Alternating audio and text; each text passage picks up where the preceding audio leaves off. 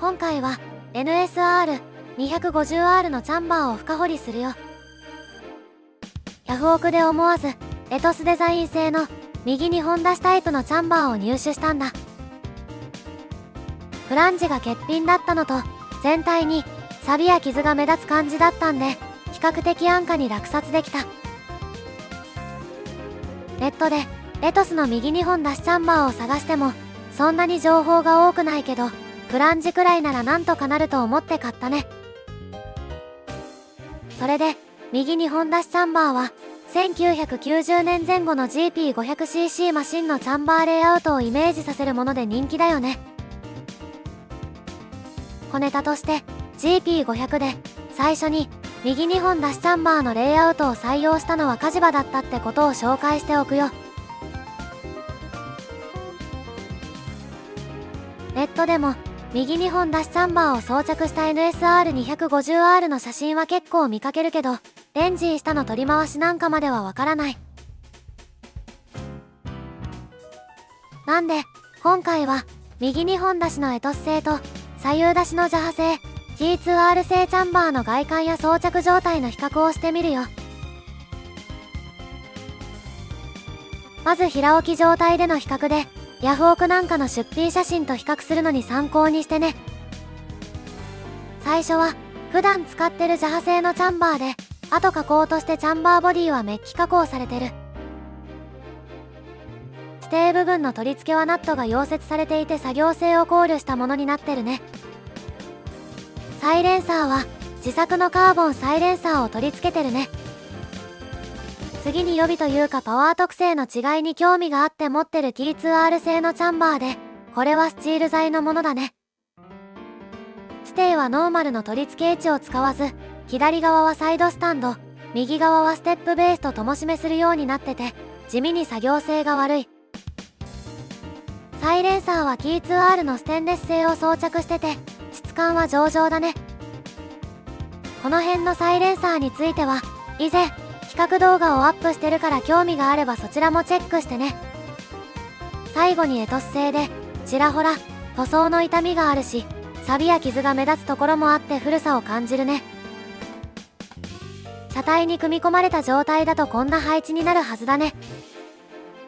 ステイはノーマルの取り付け位置を使うけど、ナットが別になってて作業性はいまいちかな。サイレンサーは他と比べて取り付け方法が差し込み式で細くて長いのが特徴だね。左右それぞれのチャンバーを並べて比較してみる。まず左側でジャハと T2R は似た形状大きさだけど、エトス製は全体的に右側に寄せるため膨張質が扁平形状になってるね。右バンク用チャンバーの比較で、こちらもジャハと T2R は似た形状で、エトス製はノーマルチャンバーに似て上下にうねるような形になってる。これは左バンクのテールパイプの取り回しスペースを確保するため、膨張質を前側に置くための対策だと思う。エトス製はボトムリンクの逃げなんかもあって右2本出しにするため細かなところで工夫をしてるのが伺えるね。次に装着状態の比較だよ。ジャハ製チャンバーの左側と右側、 T2R 製チャンバーの左側と右側、写真の切り替えだと形状の違いが分かりづらいから装着写真を合成して形状を比較してみるよ。 T2R 製の方が液パイから拡張テーパー部分は曲げ R が急で短め、全体に細くて高回転型を狙ってそうだね。サイレンサーはジャハ製の方が上向きに配置されてるね。同じように右側も合成して形状を比較してみるよ。こちらも傾向としては液パイから拡張部は T2R 製は細くて短いように見える。収束部も T2R は細めで、サイレンサーの位置や向きは左側ほどの違いはなくて T2R の方が多少下側に向いているって感じかな。次にエトス製を比べるけど、これにはフランジが付属してなかった。ただフランジ系がジャハチャンバーと共通だったんでとりあえずそれを利用してる。フランジ系は同じだけど深さが違うんで少しハマりが浅い状態の借り付け状態ってとこだね。フランジ違いはあるけど一応それらしく装着はできてる感じだね。それを踏まえてジャハ製左右出しとエトス製2本出しの違いを比較してみるとさすがに大きな違いがあるね。エトス製は膨張室を後ろに置くため液パイから拡張部の曲げ R を小さくして極率は短め、その分下向きに長くしてる。膨張室を後ろより下側に配置してるのはテールパイプを右側に振りやすくしつつサスのボトムリンクを避ける意図がありそうだね。右側も当然大きな違いがあって液パイから拡張部はノーマルチャンバーみたいに一旦下がって S 字状にうねらせてる。これで膨張部を前より下側に配置して左側チャンバーのテールパイプを右に振り回すためのスペースを確保してるね。前後の拡張部も膨張室も太めに見えるから中低速を意識した特性なんだと思うよ。右2本出しチャンバーは左右出しよりずっと複雑で工夫された形状だね。次にフロントタイヤを持ち上げて装着状態のエンジンしたレイアウトを見れるようにする。ホイストで吊り上げてやるとこんな感じでエンジン下が見れる。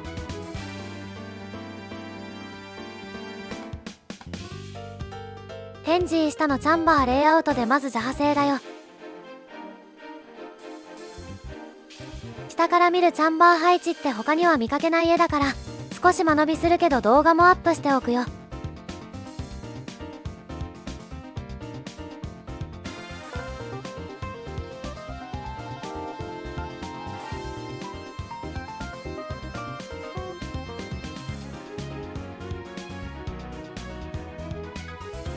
次に T2R 製チャンバーのエンジンしたレイアウトだね。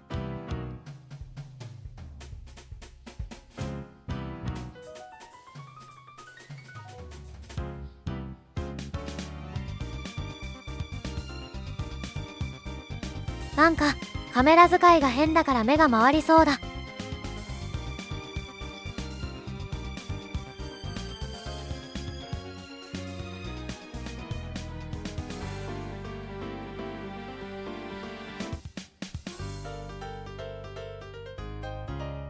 最後に右2本出しのエトス製チャンバーのレイアウトだよ。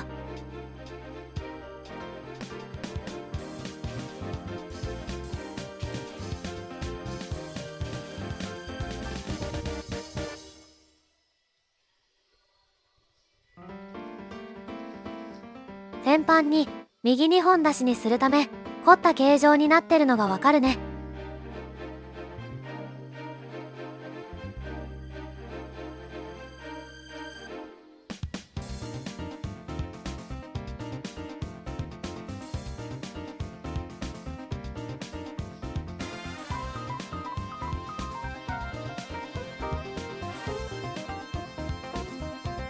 形状の比較としてジャハ製と T2R 製を合成してみるよ。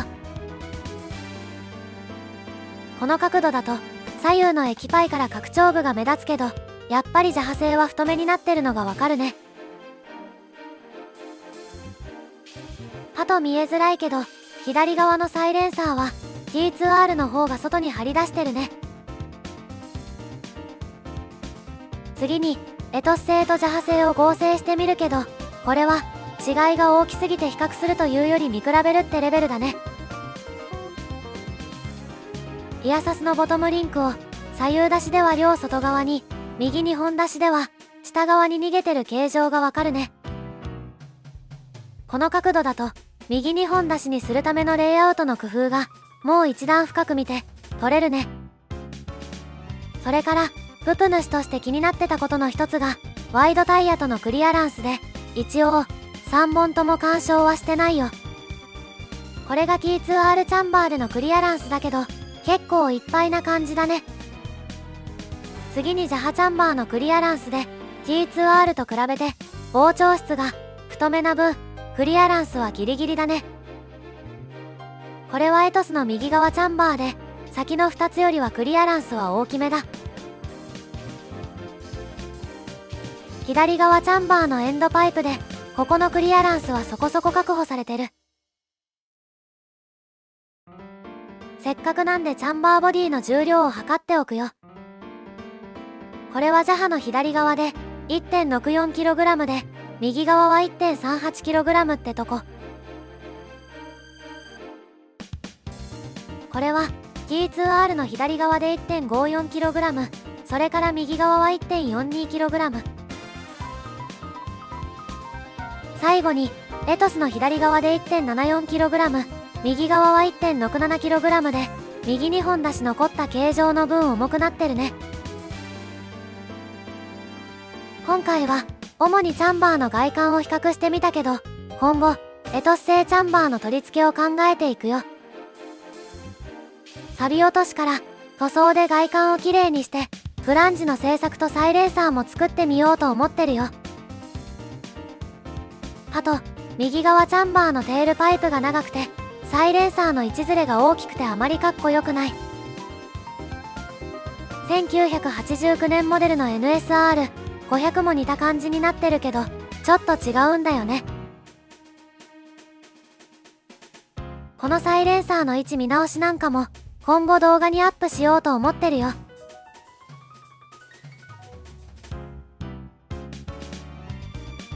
これからも DIY カスタムの情報やノウハウを動画にするからチャンネル登録しておいてね。